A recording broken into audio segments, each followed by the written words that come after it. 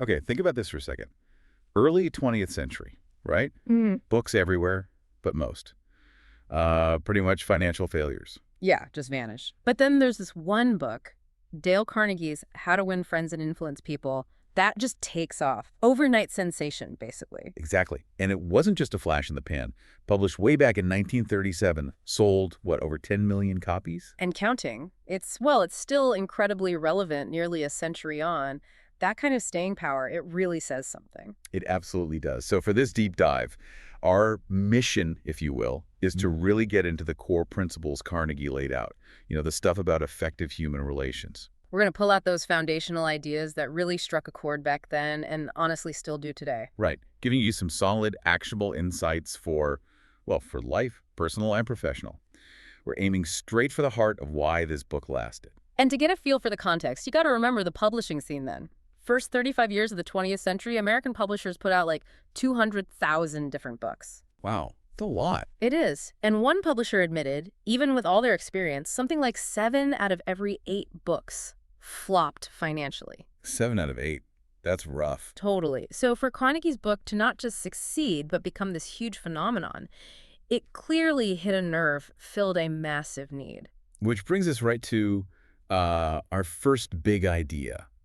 This enduring human need for connection, for understanding. Yeah, Carnegie noticed this teaching adults. They wanted public speaking skills, sure, but underneath that. They really craved knowing how to just get along with people better. Exactly. How to navigate interactions, understand others. He even admitted needing that guidance himself. And it wasn't just his gut feeling, was it? There's that big survey. Oh, yeah. The University of Chicago and the United YMCA Schools one. Massive undertaking. Right. They spent like 2 years, tons of money, interviewing everyone in Meriden, Connecticut. Which they picked as a kind of typical American town. They wanted to know what adults really wanted to learn about. And after health, what was top of the list? People. How to understand them, how to get along, how to make them like you, how to, win them over to your way of thinking. It's just fundamental, isn't it? We're social creatures. Absolutely. And here's the kicker.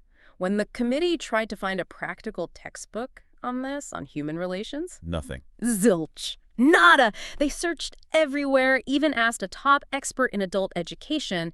He confirmed it huge demand, but no resource. So Carnegie stepped right into that gap. Precisely. He saw the need, and he provided the manual, so to speak. Okay, so knowing that backdrop, let's dig into his first fundamental technique for handling people. Principle 1. Don't criticize, condemn, or complain. Sounds simple enough. Maybe, but the reasoning behind it is pretty powerful. Carnegie uses some extreme examples. Like Two Gun Crowley, the cop killer. Yeah, even as the police were closing in, he's writing this letter saying, "Under my coat is a weary heart, but a kind one that would do nobody any harm." Seriously. And Al Capone, too, right? Famous gangster. He apparently saw himself as a public benefactor, just misunderstood. He really did.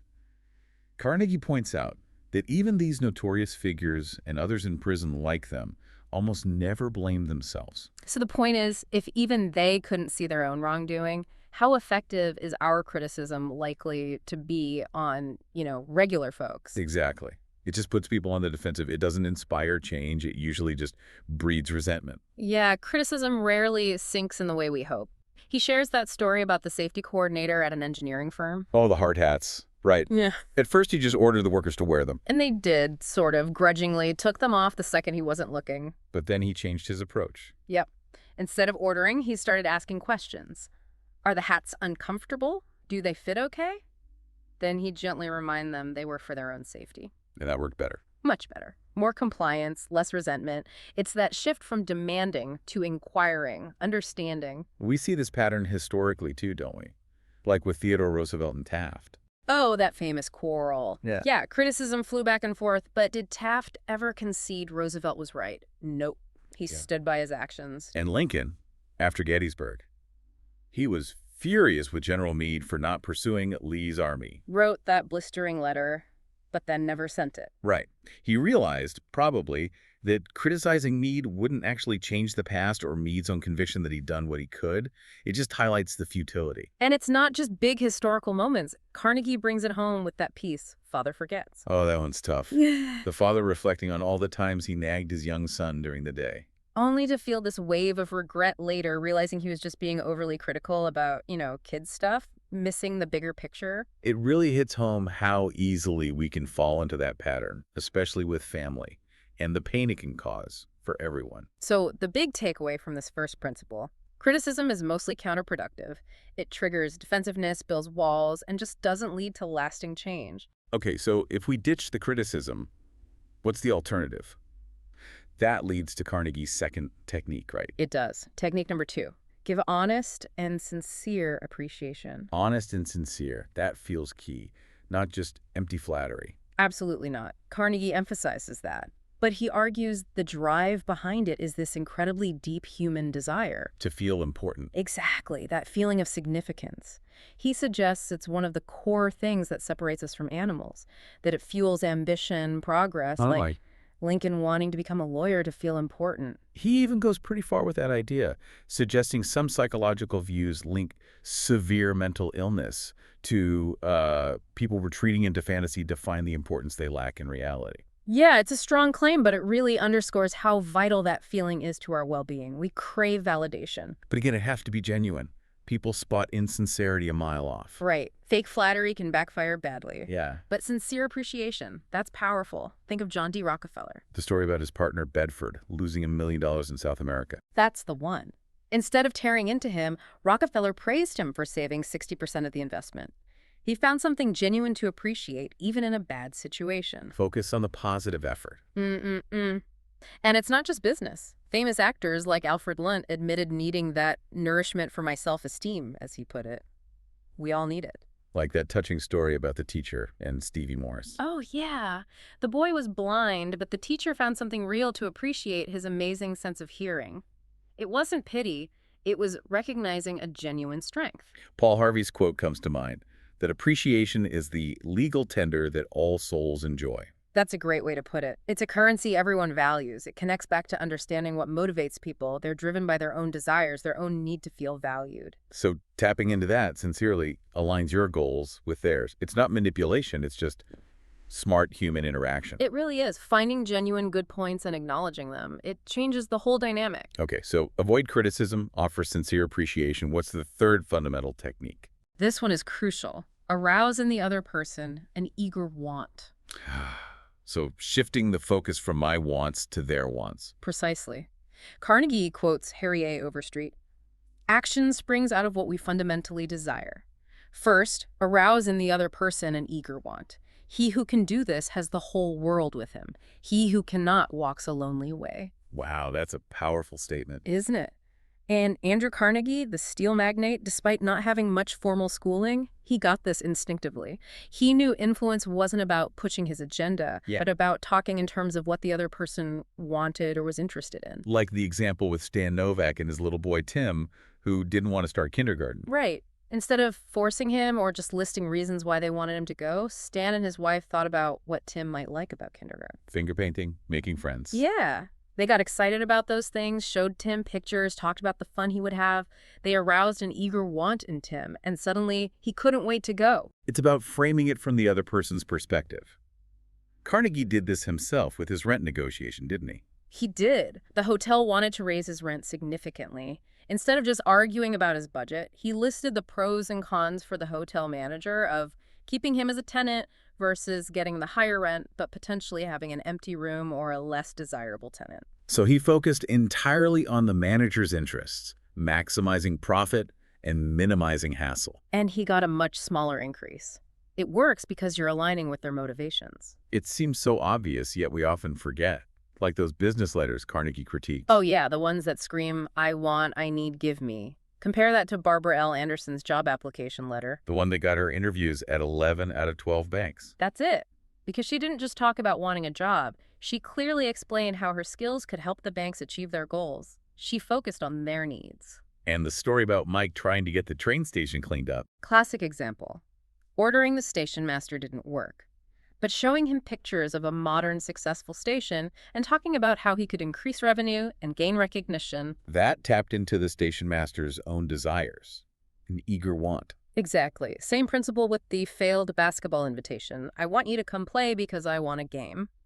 doesn't work nearly as well as figuring out what the other person might enjoy about it. Even Howard Thurston, the famous magician. He credited his success not just to skill, but to his genuine interest in his audience, wanting to give them the best show possible. He focused on their desire for wonder and entertainment.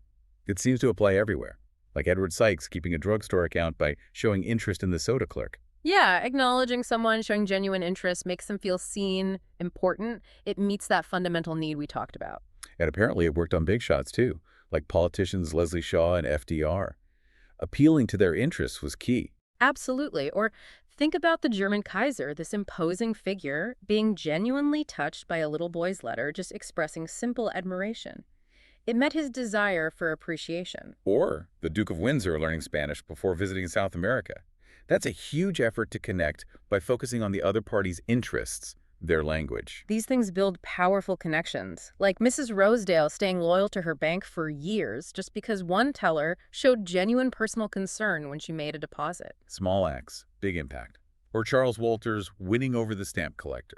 Not by talking about his own company's needs, but by getting interested in the collector's son's stamp collection. He found common ground based on the other person's interests. Even asking for help, like Naffel did with the chain store executive. Right, framing it as needing advice appealed to the executive's desire to feel knowledgeable and helpful, much more effective than a street sales pitch. And that Thanksgiving story, visiting the welfare ward, just showing genuine interest in people. It all comes back to that same core idea.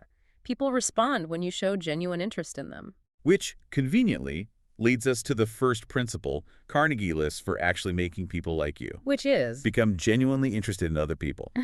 It's the It foundation. really is. All those stories point directly to that. And from there, he builds out 5 more principles for creating that connection, fostering likability. We can definitely dive deeper into these another time, but just to list them briefly. Okay, answer them. Number 2 is smile. 3, remember that a person's name is, to that person, the sweetest and most important sound in any language. The name thing is powerful. Definitely. 4, be a good listener. Encourage others to talk about themselves. 5, talk in terms of the other person's interests. We've seen a lot of that already. Yeah, that's a big one. And finally, 6, make the other person feel important and do it sincerely. So those 6 ways, plus the first 3 fundamental techniques, don't criticize, give sincere appreciation, arouse an eager want. That's really the core of Carnegie's message, isn't it? I think so. It all orbits around understanding, valuing, and focusing on the other person. So wrapping up this first look at how to win friends and influence people. It's amazing how these principles, nearly a century old, still resonate. It's about understanding others, appreciating them genuinely, and focusing on their needs and wants, not just yours. And bringing it back to you listening, Yeah. these ideas aren't just theoretical. They offer a really practical framework for building better relationships, achieving your goals, not through tricks, but through, well, real human connection. Yeah, and even within a short dive like this, these fundamentals don't criticize, appreciate sincerely, think about their want. These are things you can start applying, like today, right now. Yeah, absolutely. So here's something to chew on. Think about the last time you tried to influence someone. Were you focused mainly on what you wanted, or did you really try to see it from their angle, figure out what they desired? What might have changed if you'd consciously applied just one of these ideas? Maybe offered some real appreciation first, or really listened to find out their perspective. It's just a starting point, this deep dive. The real impact comes when you actually experiment with these ideas, see how they work for you in your own interactions,